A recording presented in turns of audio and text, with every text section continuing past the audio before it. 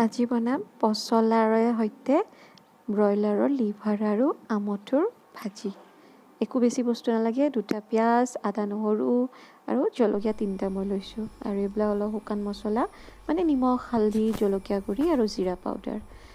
এইখিনি অলপ থেতালি ল'লোঁ, আদা নহৰুখিনি আৰু পিঁয়াজ দুটা কাটি ল'লোঁ আৰু আধা টেবুল স্পুনমান জিৰা ল'লোঁ। তেল 3 টেবুল স্পুনমান হ'ব, তাতে জিৰা গৰম হোৱাৰ পিছত জিৰাকেইটা ফুটাই ল'লোঁ। তাৰে পিছত মই পিঁয়াজ আৰু আদা নহৰুখিনি একেলগে দিম। এইটো অলপ বেলেগ ষ্টাইলত বনাইছোঁ। এনেইতো সাধাৰণতে আমি পিঁয়াজখিনি ভাজি কেৰামেলাইজ হোৱাৰ পিছতহে আদা নহৰু দিওঁ, কিন্তু ইয়াতে মই একেলগে দিম, তেতিয়া ফ্লেভাৰটো বেছি ভাল আহে। আৰু বেছি একো নকৰি অকণমান ভাজি লগালগ মাংসখিনি মানে লিভাৰ আৰু আমঠুখিনি দি দিম। মোৰ মাৰো এইটো বহুত ফেভৰেট হয়, মোৰো ভাল লাগে খাই। অলপমান ভাজি ঢাকোন লগাই দিম। যদি আপোনালোকে লিভাৰ আমঠু এনেকৈ খাই পোৱা নাই, মোৰ মতে শুকানকৈ বহুতে ভাজি খাইছে, কিন্তু এনেকৈ পচলাৰ লগত আমি লোকেল মুৰ্গীহে খাওঁ, কিন্তু এইটো এবাৰ বনাই আপোনালোকে খাই চাব পাৰে। হেৰিখিনি দি দিলোঁ, শুকান মছলা গুড়িখিনি, নিমখ, হালধি, জিৰা আৰু অলপ ৰেড চিলি পাউডাৰ। এইখিনি দিও ভালদৰে আকৌ লৰাই থাকিব আৰু বৰ ধুনীয়া গোন্ধ এটা ওলাইছে।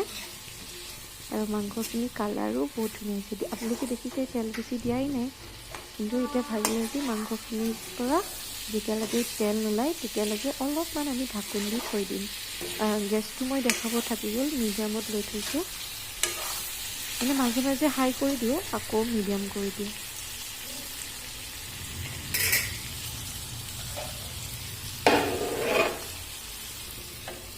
এতিয়া ঢাকনখন দি দিলোঁ।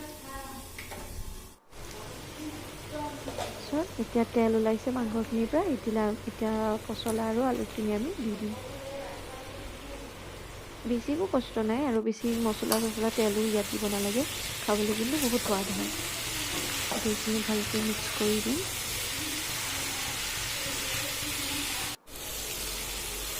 আৰু মাজে মাজে এনেকৈ এইটোতো আৰু নৰ্মেল চবে আমি কৰোঁৱে, ঢাকোন দি পেলাই আকৌ 5 মিনিটমান এনেকৈ ৰাখিব, আকৌ এনেকৈ ভাজি থাকিব।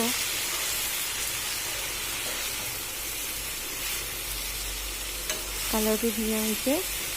মই আজি নতুন ভিডিঅ' বনাইছোঁ, এইটো মোৰ ফাৰ্ষ্ট ভিডিঅ' হ'ব, সেইকাৰণে হয়তো ইমান নাজানো। এতিয়া অলপ পানী দি দিছোঁ, পানী দি পেলাই গেছৰ চিমটো হাই কৰি দিছোঁ। হাই কৰি অলপ লৰাই আৰু 10 মিনিটমান একদম গেছটো আকৌ চিম কৰি গাপতে সিজিব দিম। আলু প্ৰায় আমাৰ সিজিছেই, ভাঙি গৈছে, হাতাখনি দি এনেকৈ চাই ল'ব। গেছটো অকণমান দেৰি বঢ়াই লৈ এতিয়া ঢাকোন নাই দিয়া, এনেকৈ অলপ আৰু অকণমান দেৰি ভাজি ল'ম।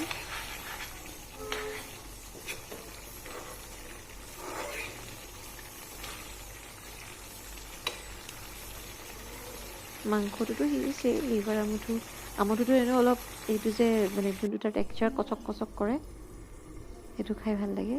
এতিয়া গেছটো চিম কৰি 10 মিনিট সিজিব দিলোঁ গাপতে। এতিয়া হৈছেই প্ৰায়। পানীটো আৰু অলপ মানে জোলকণ অকণমান শুকাব দিম।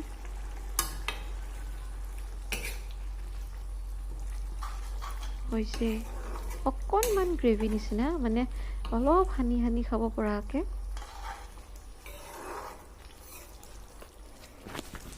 গোন্ধটো বৰ ধুনীয়া ওলাইছে।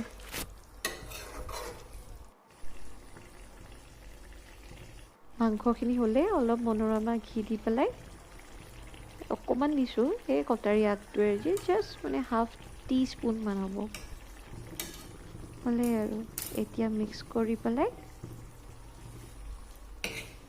গেছটো অফ কৰি থ'ম আৰু ঢাকন দি পেলাই। হৈ গ'ল। একবাৰ আপোনালোকে ট্ৰাই কৰি চাব, বহুত টেষ্টি হয় খাবলৈ।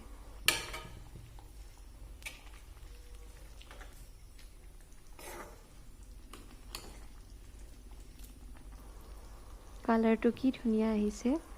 এয়া ৰেডি হৈ গ'ল আমাৰ লিভাৰ আমঠু আৰু পচলাৰ ভাজিখন।